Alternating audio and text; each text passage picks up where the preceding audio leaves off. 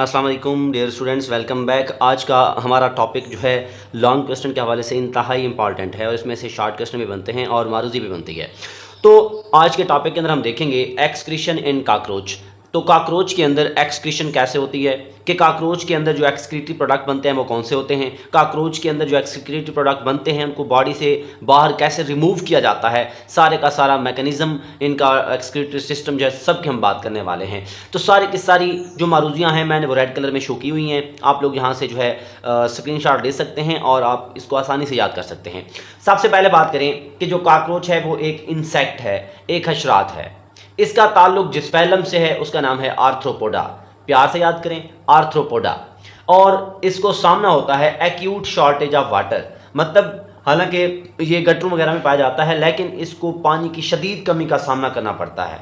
इसी वजह से ये रिमूव करेगा अपने नाइट्रोजनस वेस्ट को in the form of uric acid, uric acid की फॉर्म में खारिज करेगा। तो आपको पता होगा कि जो जानदार या जो जानवर अपनी बॉडी से नाइट्रोजनस वेस्ट को यूरिक एसिड की शक्ल में खारिज करे उसको हम कहते हैं यूरिकोटैलिक, यूरिकोटैलिक। इसी तरह अगर बात करें, ये रिमूव करता है अपने सॉलिड क्रिस्टल्स, किस चीज़ के, यूरिक एसिड के, अलॉन्ग विद फीसिस, अपने फीसिस के साथ, अपने फुजले के साथ ये यूरिक एसिड के क्रिस्टल को क्या कर देता है, रिमूव कर देता है। इसका जो एक्सक्रीटरी सिस्टम है वो जुड़ा हुआ होता है, एसोसिएटेड होता है किस चीज़ के साथ, डाइजेस्टिव सिस्टम के साथ। इंतहाई अहम मारूजी है कि वो कौन से जानवर हैं जिनका डाइजेस्टिव सिस्टम एसोसिएटेड होता है, जुड़ा हुआ होता है एक्सक्रीटरी सिस्टम के साथ। तब आप याद रखेंगे इंसेक्ट्स और या कॉकरोच। अब हम बात करें कि इनका जो एक्सक्रीटरी स्ट्रक्चर है उसको हम क्या नाम देते हैं, माल्फिजियन ट्यूब्यूल्स का नाम देते हैं। तो माल्फिजियन ट्यूब्यूल्स क्या होती हैं, इनके बारे में देखते हैं। तो देख सकते हैं कि ब्लाइंड ट्यूब्यूलर एक्सक्रीटरी सिस्टम है। इनका जो एक्सक्रीटरी सिस्टम है वो ब्लाइंड है, कोई भी बैरूनी सुराख नहीं है। इसी वजह से हम कहते हैं कि इट इज़ एसोसिएटेड विद, ये जुड़ा हुआ होता है किस चीज़ के साथ, न्यूट्रिटिव ट्रैक के साथ। तो अब डाइजेस्टिव सिस्टम और न्यूट्रिशन या न्यूट्रिटिव ट्रैक या न्यूट्रिटिव सिस्टम एक ही चीज़ है, तो भूलना नहीं है। इसी वजह से मैंने ये भी टर्म इस्तेमाल की है, ये भी टर्म इस्तेमाल किया ताकि आप भूल ना जाएं। तो इसी तरह अगर हम देखें, ट्यूब्यूल्स के अंदर जो है लाइनिंग की होती है, तह जमाई होती है, तह लगी हुई होती है किस चीज़ की, एपिथेलियल सेल्स की। इसके साथ अगर हम देखें कि जो ट्यूब्यूल्स हैं वो सस्पेंडेड होती हैं, बिखरी हुई होती हैं बॉडी फ्लूइड में। ट्यूब्यूल्स बॉडी फ्लूइड के अंदर जो है सस्पेंडेड होती हैं, बिखरी हुई होती हैं। और बॉडी फ्लूइड का नाम क्या है, हीमोलिम्फ। और वो हीमोलिम्फ किस चीज़ के अंदर पाया जाएगा, बॉडी कैविटी के अंदर। और बॉडी कैविटी को हम क्या बोलते हैं, साइनस बोलते हैं। ये आपके पास जो है थ्योरी लिखी है थोड़ी सी। अब हम देखते हैं कि इसका स्ट्रक्चर कैसा है। तो आप देख सकते हैं ये आपके सामने स्ट्रक्चर दिया हुआ है किस चीज़ का, एक्सक्रीटरी सिस्टम का। किस चीज़ का, एक्सक्रीटरी सिस्टम, कॉकरोच का। तो ये सारे का सारा कॉकरोच है। ये कॉकरोच का फोर गट है, ये मिड गट है, ये हाइंड गट है, उसके बाद ये रेक्टम है, ये एनस है। ये वाला सिस्टम कौन सा है, डाइजेस्टिव सिस्टम है। ये वाला सिस्टम कौन सा है, न्यूट्रिटिव सिस्टम है।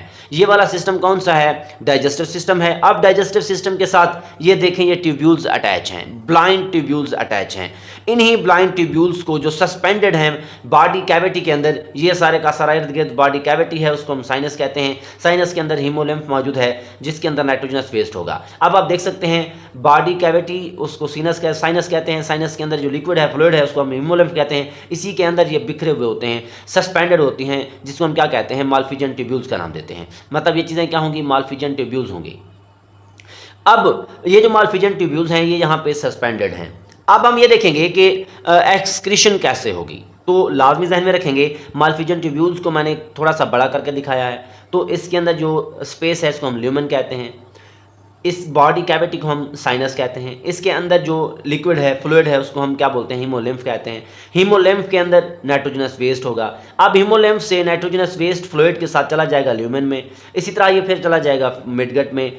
अब मिडगट के अंदर जब जाएगा तो यहाँ से फिर जाएगा हाइंड गट में। हाइंड गट के बाद जाएगा रेक्टम में। जब ये रेक्टम के पास पहुँचेगा तो रेक्टम के अंदर जो फ्लूइड पहुँच चुका था उसमें से जो यूजफुल मटेरियल्स होंगे जैसे साल्ट्स वगैरह, उनको रीअब्जॉर्ब किया जाएगा। रीअब्जॉर्ब करके दोबारा जज्ब किया जाएगा। उसके बाद जो मटेरियल बचेगा वो उसको हम कहेंगे कि ये फीसिस है। और फीसिस के साथ साथ यूरिक एसिड के क्रिस्टल भी मौजूद होंगे, उनको फिर एनस की मदद से बॉडी से बाहर रिमूव कर दिया जाता है। ये है मैकेनिज्म। अब हम देखते हैं कि मैकेनिज्म की थ्योरी आप कैसे लिखेंगे। अब हम मैकेनिज्म की बात करते हैं कि सस्पेंडेड ट्यूबुलर स्ट्रक्चर जो थी ये वाली सस्पेंडेड ट्यूबुलर स्ट्रक्चर जो थी वो कलेक्ट करती हैं एक्सक्रीटरी प्रोडक्ट को। ये एक्सक्रीटरी प्रोडक्ट को कलेक्ट करेंगी नाइट्रोजनस वेस्ट को, कहाँ से? हीमोलिम्फ से। और हीमोलिम्फ किस चीज़ के अंदर है? साइनस के अंदर मौजूद है। बिल्कुल सिंपल वे में आप बताते जाएं।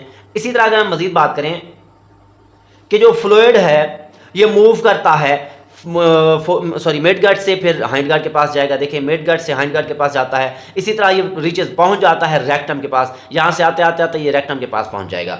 इसी तरह उसके बाद रेक्टम क्या करेगी? रेक्टम ने जो है वो रीअब्जॉर्ब कर लेना है, यहाँ से रेक्टम रीअब्जॉर्ब कर लेगी किस चीज़ को? यूजफुल मटेरियल को। यूजफुल मटेरियल को रेक्टम अब्जॉर्ब कर लेगी, बाकी जो चीज़ें बचेंगी उनको हम कहते हैं कि नाइट्रोजनस वेस्ट है। इसके बाद नाइट्रोजनस वेस्ट को जो है सेक्रीट किया जाता है, खारिज किया जाता है किस फॉर्म में? सॉलिड क्रिस्टल की फॉर्म में। मतलब इससे यहाँ से सॉलिड क्रिस्टल की फॉर्म में ये यूरिक एसिड के क्रिस्टल एनस से बाहर आ जाएंगे अलॉन्ग विद फीसेस फुजले के साथ। तो ये आपके पास बहुत ही आसान और सिंपल सा टॉपिक है जिसको हमने एक्सक्रीशन इन कॉकरोच का नाम दिया है। आई होप आप लोगों को ये टॉपिक समझ आ गया होगा। तो लाजमी तौर पर हमारी वीडियोज़ देखें, आप लोगों को बहुत सारा फ़ायदा होगा। आप लोग टॉपिक का नाम लिखें, उसके सामने यूसुफ बायोलॉजी अकेडमी लिखें, आपके सामने टॉपिक नज़र आ जाएगा। आप वहाँ से स्टडी कर सकते हैं, लेक्चर ले सकते हैं। इसी तरह 1 बाय 1 करके डे बाय डे हम वीडियो अपलोड करते जा रहे हैं, आप लोग यहाँ से ईज़िली स्टडी कर सकते हैं। तो वीडियो को लाजमी तौर पर शेयर करें, कमेंट करें, लाइक करें, ताकि हमें मोटिवेशंस मिले और आपको इस तरह की मज़ीद वीडियोस मिलती रहें। और वीडियो को सब्सक्राइब करने के बाद बेल के बटन को लाजमी तौर पर दबाना ना भूलें ताकि हमारा नोटिफिकेशन आप तक पहुँच जाए। दुआ में याद रखिएगा। अल्लाह हाफिज़।